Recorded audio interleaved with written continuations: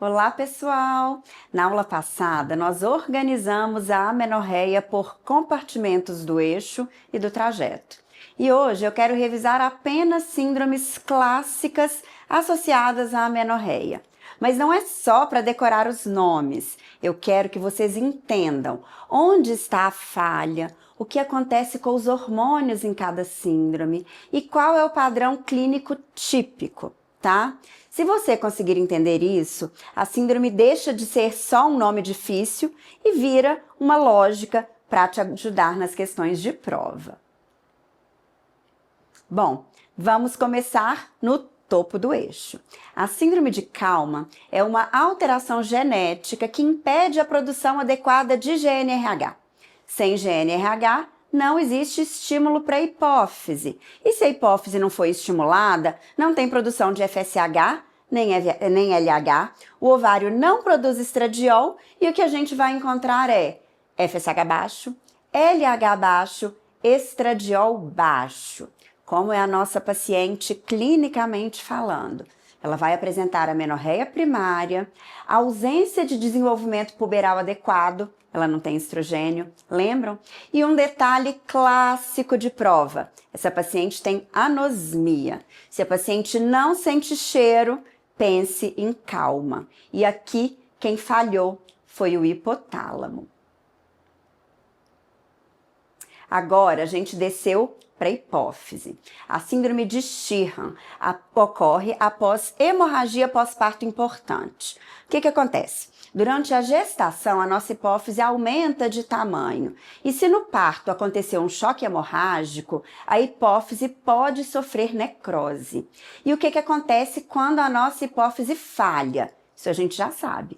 O FSH estará baixo, o LH estará baixo e, como consequência, o estradiol também estará baixo. Mas não é só isso. Como existe uma falha global da hipófise, pode haver dificuldade na lactação, cansaço intenso e hipotensão. É uma falha global de comando. O cérebro até manda estímulo através do hipotálamo, mas a hipófise não executa, ok? Agora vamos para o ovário. A síndrome de Turner é causada por monossomia do cromossomo X, ou seja, um cariótipo 45X0 ou mosaicos.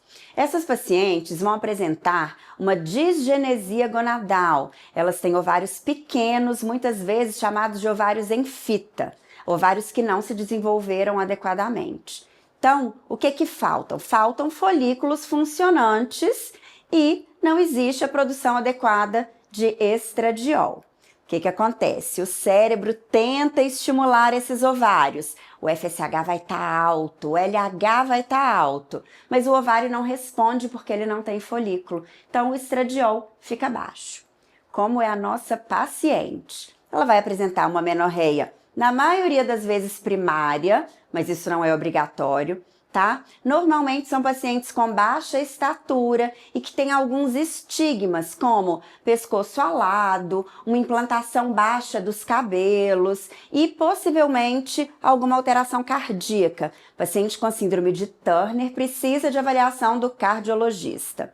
Bom, gente, então, para a gente compreender, aqui o eixo funciona até a hipófise, né? O problema está lá embaixo no ovário.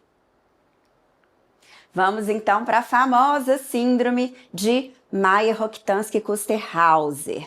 Agora a gente está falando de uma causa anatômica. Na síndrome de Rokitansky, como ela também é muito conhecida, a falha no desenvolvimento dos ductos de Miller, tá? A paciente nasce sem um útero funcional, mas ela tem ovários normais.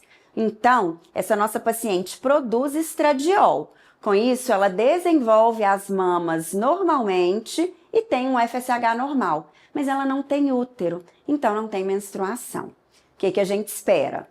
Amenorreia primária, desenvolvimento mamário e puberal normal e ausência de útero a ultrassom.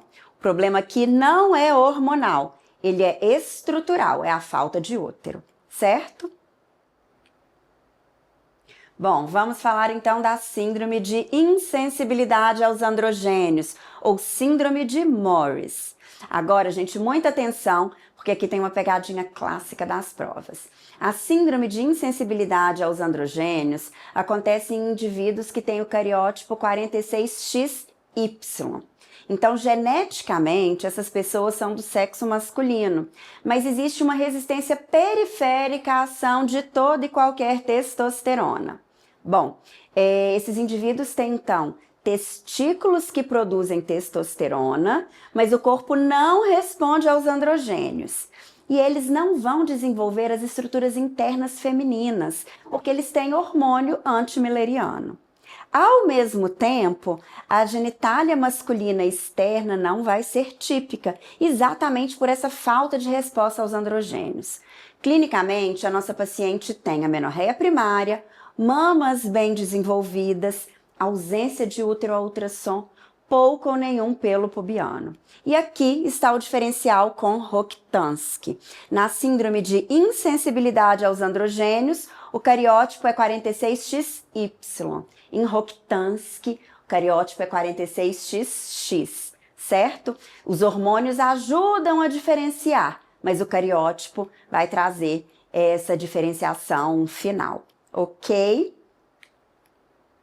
Chegamos então na síndrome de Asherman, já estamos falando de uma amenorreia secundária. Síndrome de Asherman é a formação de sinéquias ou cicatrizes dentro do útero. Normalmente, essas cicatrizes, gente, acontecem depois de curetagem uterina, alguma infecção do útero, tá? Ou algum outro procedimento intrauterino, a gente pode pensar em esteroscopia, colocação de DIU, qualquer procedimento que leve a uma manipulação dentro do útero, tá? O eixo hormonal tende a estar completamente normal, mas o endométrio tá cheio de cicatrizes e não prolifera adequadamente. A gente pode ter tanto uma amenorreia total ou um fluxo menstrual muito reduzido. E aqui, mais uma vez, não temos problema hormonal, temos um problema anatômico. Bom, então, aqui alguns pontos para a gente não confundir na prova, tá?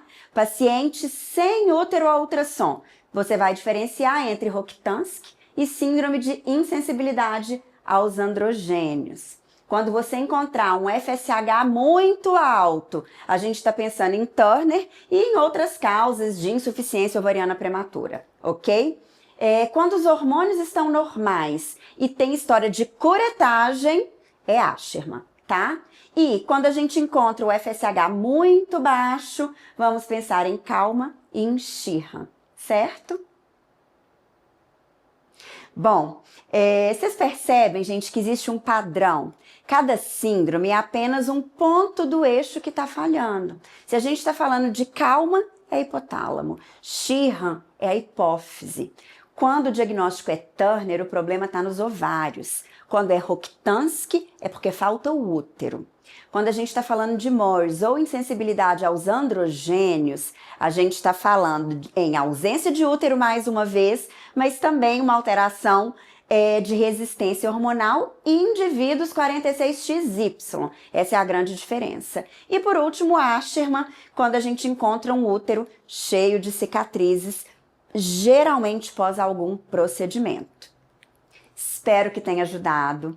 Fiquem comigo, porque em breve eu vou voltar para a gente falar de desenvolvimento puberal. Um grande abraço.